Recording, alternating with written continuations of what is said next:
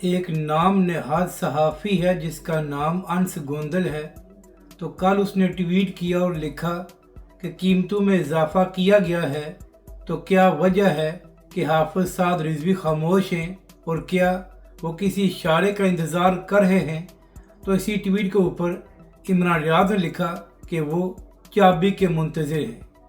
अब यहाँ पर मसला ये है कि ना ही इमरान रियाज और ना ही अनस गोंदल का सहाफ़त और सच्चाई से ताल्लुक़ है, वरना इन दोनों को मालूम होता कि तहरीक लब्बैक और हाफिज साद रिजवी ने कीमतों में इजाफे की मजम्मत की है।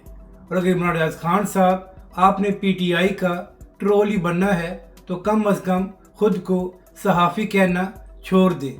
ये सहाफ़त नहीं है, ये घटियापन है कि जब भी PTI वाले तहरीक लब्बैक के ख़िलाफ़ कोई प्रोपेगेंडा करते हैं तो आप भी उसमें शामिल हो जाते हैं, लेकिन जब आपको जवाब दिया जाता है तो आप तहरीक लब्बैक के कारकुनों को ब्लॉक कर देते हैं। यानी कि आपकी सारी औकात ये है कि आप तो तहरीक लब्बैक के सरबराह के हवाले से घटिया बयान दे सकते हैं, लेकिन जब लब्बैक वाले आपको जवाब देते हैं तो आप तहरीक लब्बैक के कारकुनों को ब्लॉक कर देते हैं।